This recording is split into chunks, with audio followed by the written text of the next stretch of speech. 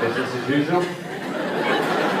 She's been talking to the crowd. We have a guy from Manchester here. We have a guy from, so we have an Englishman, an Irishman, and I'm from Glasgow, Scotland. And we're in a pub, so we're a fucking joke already. It's good, right? Anyone else in from Scotland tonight? Hey, that's enough for a fight. Brilliant. It's good to be here. It's good to be here, and it's good that everyone's come out, because you never know what's going to happen when you step outside your front door. I was reading in the paper the other day, there was a woman who was on a theme park ride in America, right? True story. Cable snapped, sliced both her feet off, which is a tragedy, right? Because now she's too short to go back on that ride.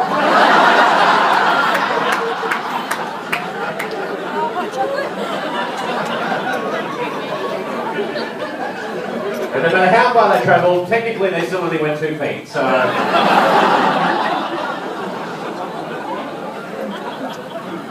you never know what's going to happen when you step outside your front door and, you know, the weather's crazy. We just got off cyclone season. There's a whole batch of new cyclones.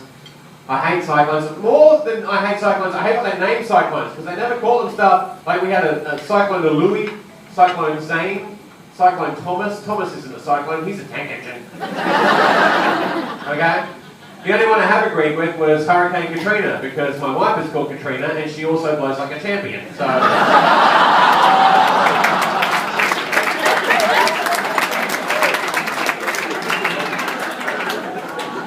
Peter Andrew, you're clapping a little bit too hard at that.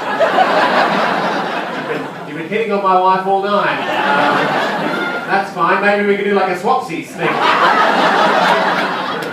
You all didn't notice the keys in the bowl at the start. This me and Andrew.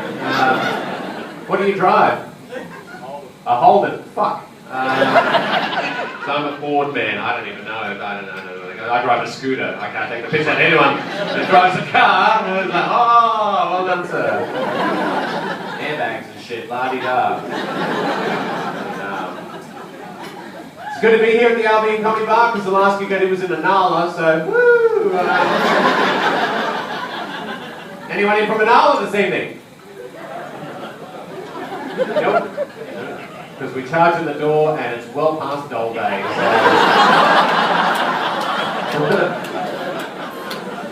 Anala, where the women don't wear fuck me boots, they wear fuck me thongs. The only way you can tell the difference is because they're double pluggers. Not talking about the thongs.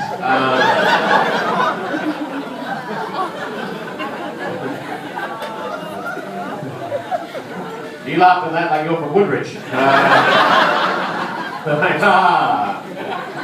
I can't really take the piss out of anywhere in Brisbane, because I was born in Glasgow. I was born in Glasgow, Scotland. And that was pretty rough. And I grew up in a rough part of Glasgow. Like, if you put Inala in my part of Glasgow, it'd be the fucking Beverly Hills of the place. Have all these hoity-toity people walking around in their fucking tongs, right? My dad was a drug addict. Actually, I didn't know it at the time. I just thought it was weird that he had 4 belts and no pants. I can never work out.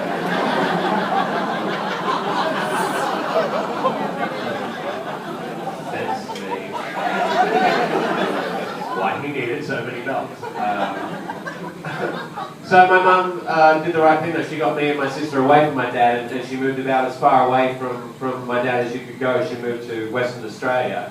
We lived in Western Australia for a while. Then when I was in grade 7, we packed up everything. We drove across the Melbourne Plain and we moved up to Queensland. I can still remember clear as a bell my first day of primary school in Queensland. So I'm trying to fit in, and I'm the new kid on the block, and I've got my bag. Fortunately, I don't call bags in Queensland, either. That's too fucking obvious. What do you call a bag in Queensland? Port. Yes. And the way you all said it, like I'm mildly retarded too. Port. Ooh. Yeah, of course it's a fucking port. Why wouldn't it be a port? It's a port. How'd you come up with it? Looks like a bag. Every other state calls it a bag. What do you reckon, Barry? Fucking port. So I rocked up to school. First thing the teacher said to me, she goes, "G'day, Stav. Welcome to Greenside Primary. Go put your port in the port rack."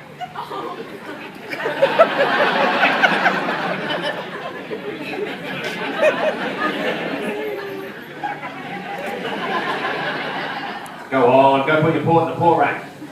And I said, "I'm from Scotland. I've only got whiskey. I don't know what you're doing."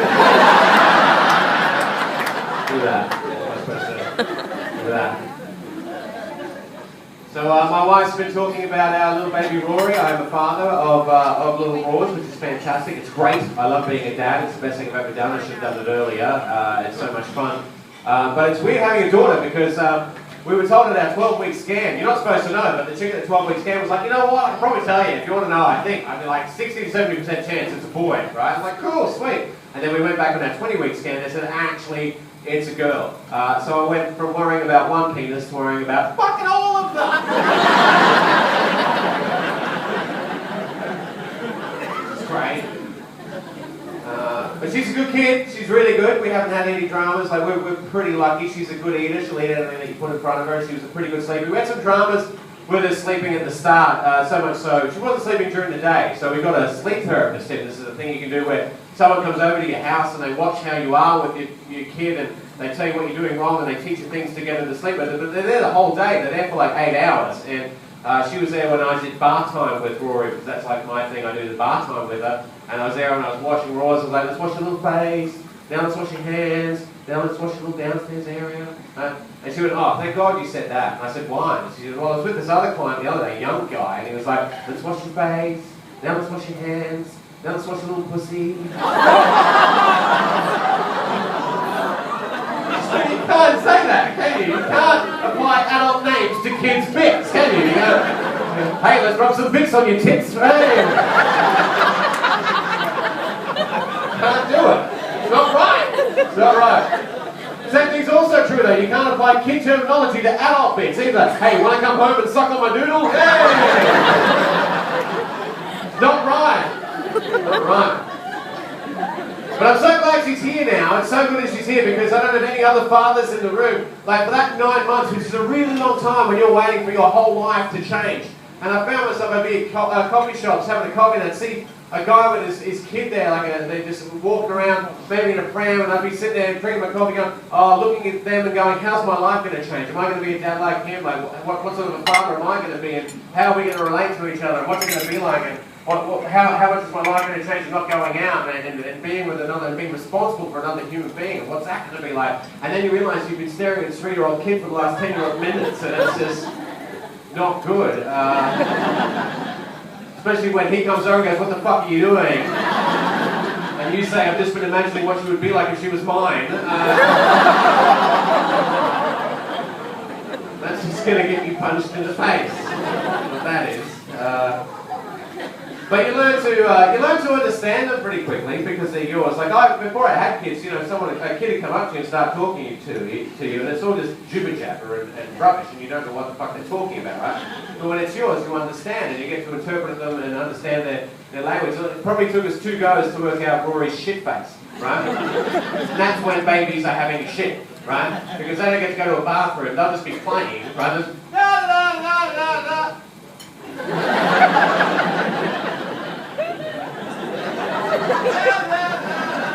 And you're like, for the first time ever, like, what the fuck? What happened? What happened? Are you okay? What happened to you? And then it takes like 3 or 4 goes. So,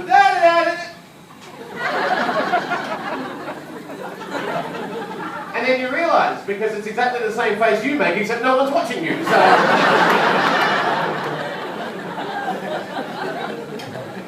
She's at that stage where she's walking now, which is great because they're so independent, but it's also because they could die at any time. At any given moment, they're only a millimetre away from death. Like we were away for Easter and she fell, and a millimetre to the left and she would have taken her eye out on the coffee table, right? But she didn't. She just got up and ran into a wall. She was fine. She was great. But a millimetre to the left, we were at the hospital, we're getting eye patches, like it's mental. They're like sea turtles. You know when sea turtles hatch? And hundreds of them have to make their way to the beach and they're all just getting fucking picked off by everything. And only one of them makes it. That's what it's like being a parent now. And I'm going grey and it's fucked. I had it. It's terrifying. She's like a reverse Christopher Reeve. She started off not being able to walk and she was drooling and not being able to feed herself. And now she's jumping off tall buildings in a single bound.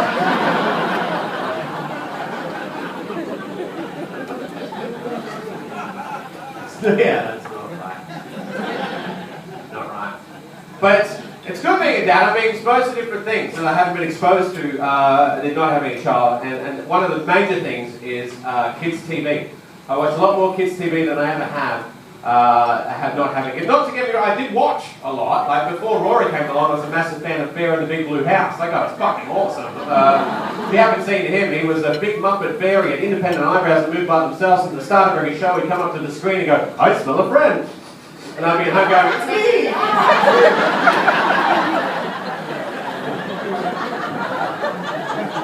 But now I'm watching it with my kid and it's weird. There's some things that are freaking me out, like how weirdly sexually attracted I am to Dirt Girl. That's not right. But she's somehow sexy. And the women laugh at that, but then I would say to you, what mothers in the room, are you guys watching Lazy Town with Sporticus? Because, yeah, Sporticus is purely for the females. If you haven't seen him, he's like this buff gym guy that's encouraging a whole town of Muppets to get fit and active, right? But he's fucking buff. He's like Arnold Schwarzenegger with a pretty face. And all the mums are there like going, "I know you're only 18 months and you shouldn't have any screen time. Let's just watch a little bit of Sporticus."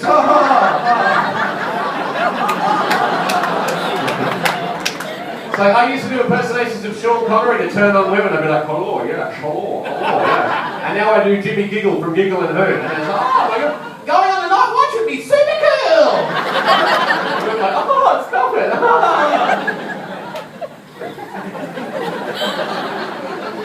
In the Night Garden, that is fucking mental, that show. In the Night Garden, it's like the Teletubbies took acid and they filmed it. That show's fucking mental. You watch it with a hangover and you just feel weird and cold and strange and you don't know why and you want to hug. It's bizarre. But as long as it shuts them up for 10 minutes and you don't mind. Bert and Ernie, Sesame Street. Sesame Street's a great show. Sesame Street's been going for 40 years. It's amazing to watch a show with your kids now that you used to watch growing up as a kid yourself. It's so weird and great that it's been going for that long, but you pick up on some things that as an adult, very fucking obvious, but as a kid, poof, completely passed you by, right? Like Bert and Ernie, right? They're living in New Farm, aren't they? They're the Brokeback Mountain Muppets. And it's so obvious now. Like, you look at the facts. I was watching with Rory once. I was like, oh my God, they're gay. I don't know how they don't know this. Like, they argue all the time. They sleep in the same bedroom together. Bert's shaped like a banana. Come on, man. And so I was watching with Rory. I was thinking, how old you picked up Bert? You know, what would his pickup line be? Would it be like, "Ooh, Bert, those supposed to be coming on you, Bert. If I was on you, I'd be coming as well."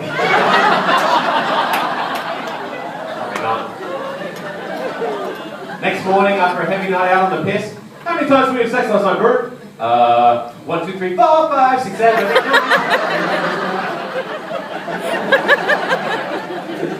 No, it'd be good. They could incorporate it into the show. You know, you have that split screen, 3 Muppets doing nothing, Bert and Ernie going hard in the corner. One of these things just doesn't belong here.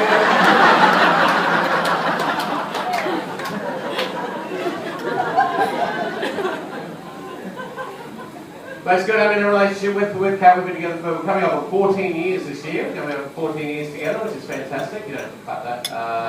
Or maybe you're just eating your dessert. I'm not sure. It's tempting, that's fine. You can clap it if you want. I would clap. It's been a nightmare.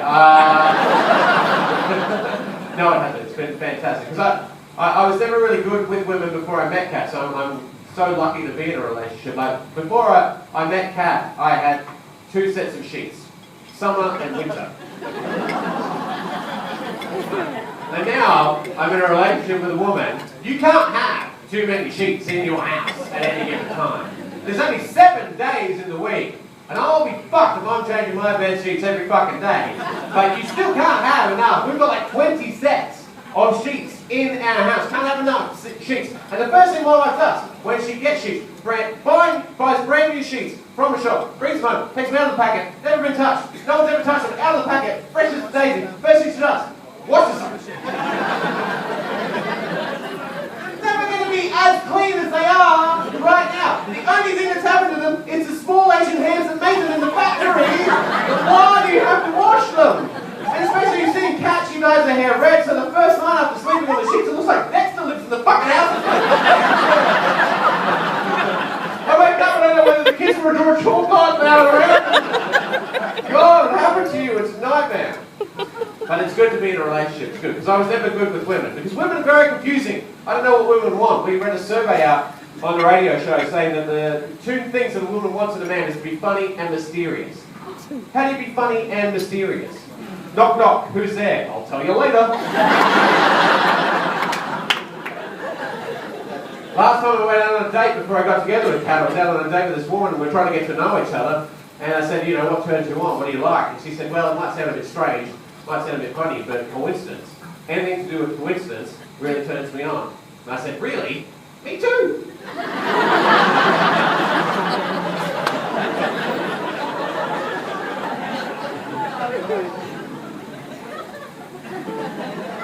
But we've been together for a long time. Where's the fiance getting married couple? That's in Manchester? No, behind you. Ah, hello, sir. And where's your lovely partner? How long have you guys been together for? 2 years, was it? 2 years. And so how long have you been engaged for then? 1.5, 2, okay. So it was pretty quick. You just love at first sight. That's great. I believe in that. My wife's a bit more cynical, but that's all right. What were your names? Scott and Chloe? Chloe, can I ask you a personal question about Scott? It's going to be too late after I do it, but can you remember the first time he farted in front of you? How long into the relationship was it before Scott farted in front of you? Can you remember? You can't remember? He told me he hasn't done it yet. He said, a couple of days, well done Scott, a couple of days. If you haven't done it after 2 years, he's still taking those walks to the kitchen. I'm going to go to the kitchen. Why, are you making a coffee? No, I'm just going to go to the kitchen. Come back, sit down, Chloe's like, I might go to the kitchen, make myself coffee. No, don't go there! No! I waited 3 months before I farted in front of Katrina, because I'm a fucking romantic. 3 months, we were in bed at the time. Well, I didn't want to waste one where I couldn't pull the doona up over her head. Wasting. We were in bed at the time, I turned her and gone, look honey, I'm sorry, but I have to fart. And it's just a little one, right? It was nothing too big. Don't want to let your big guns out early, Scott. Just a little one. It's just a little dirt. Right? No. Just a little dirt. Right? That was it. And she's rolled over, turned to me with this look on her face, like, oh! Thank God for that.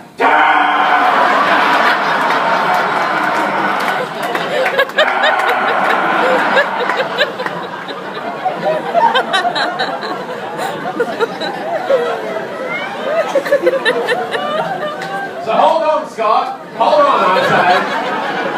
Hold on for as long as you can. Because once you open up those floodgates, there is no turning back. There's only one way to plug it up, and fuck it if they'll let you do that, right, Scott? Although you are marrying her, so who knows? Could be a keeper. No man's in the business. So you might know me. You might know me, I'm kind of a big deal. Yeah, I'm pretty famous. I don't know if you know. You might know me from the radio or whatnot. You can go home, right? This is how famous I am. You can go home, get on Facebook, and you can join some of my fan pages. And I'll tell you some of my favourites. One of my favourites is Labby and Stav Dick Faces, who have dicks on their faces. I like that one because they've taken the time to draw dicks on their faces. Which is really nice. We also have, you can go and check this one, that's a good one. Labby and Stav should work at Bunnings because they're massive tools. 600 followers. Pretty famous. And my favourite, Channel 10 must be equal opportunity employers because they hire 2 retards. Yeah. Oh, thank you. Sympathy. I know some of you are members of that group in this room right now. So, thank you. Yeah, I work on the TV show, I'm on the B105 morning show as well with Abby. I work with Abby, who's fantastic. I love Abs. And one of the things I love about her, she doesn't like it so much, but she's dyslexic. Which I find endearing and charming, because I think dyslexics are people too.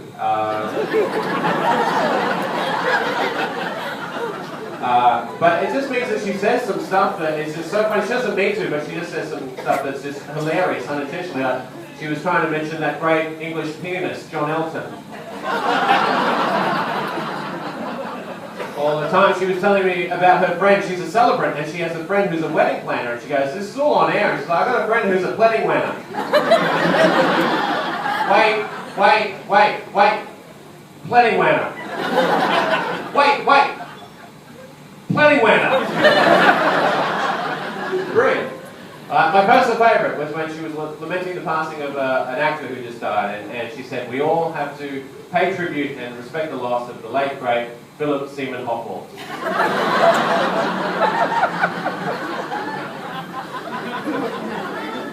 But I love my job. I love working at Doing the Five.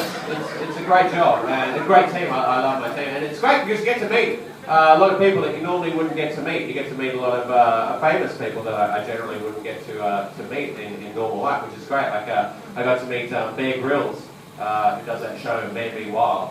If you haven't seen that show, it's about a guy who gets dropped off in the middle of butt-fuck nowhere. I believe last week he was in a car park in Anala. and he has to make his way back to civilization with nothing. He's got nothing, right? So at one point, like, he will like find a deer carcass and he'll cut out the eyeball and he'll squeeze the water out of the eyeball, and it's called Man Be Wild. Cat and I don't call it Man Be Wild, we call it fuck that.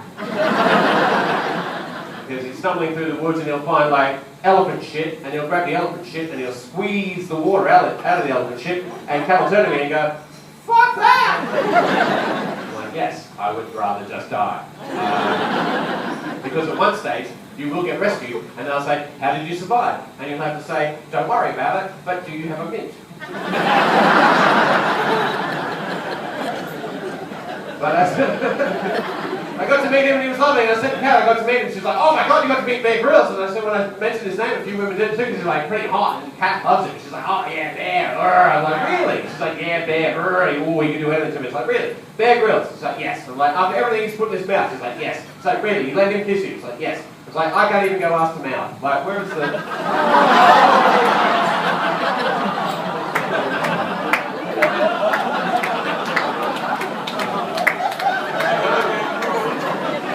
Right? Confusing. You were laughing way too hard at that. Sometimes it's okay to go out. Only sometimes. I got to meet David Hasselhoff. Chatted to David Hasselhoff. That was great. I didn't realise until like 5 minutes before he walked in how much of a fan I was of him, because I was like, "Yeah, sure, David Hasselhoff." And then the guy, the agent, came and he was like, "David Hasselhoff's 2 minutes away," and I fucking lost my mind. I was like, "Oh my God, the guy from Night Rider is about to walk in!"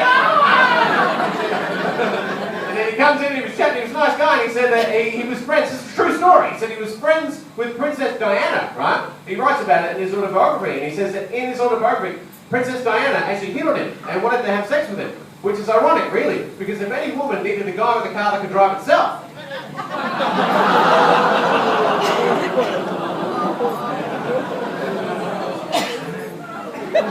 Too soon. Before we made a fucking terrible movie out of it, it's still too soon. Too soon. I met Bindi Irwin. That was awkward. That was purely awkward for my own purposes, because the week before I met Bindi Irwin, I went to an offensive t-shirt party. Has anyone ever been to an offensive t-shirt party? Now, I will stress that the role of an offensive t-shirt party is to wear the most offensive t-shirt, right? And the week before I met Bindi Irwin, I went to this party wearing a shirt that said, "I fucked Bindi Irwin before she was famous."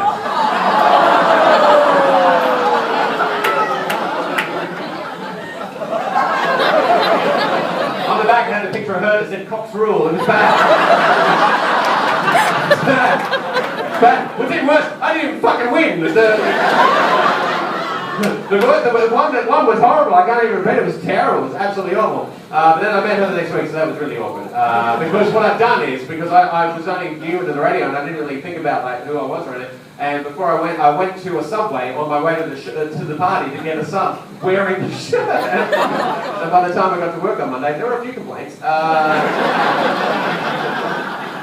was good. I met Keith Urban. Keith Urban was great, yeah. Keith Urban was fantastic. He's a local boy done good. But in the chat with Keith Urban, right, this amazed me. He said that he wasn't born in Australia. He was born in New Zealand.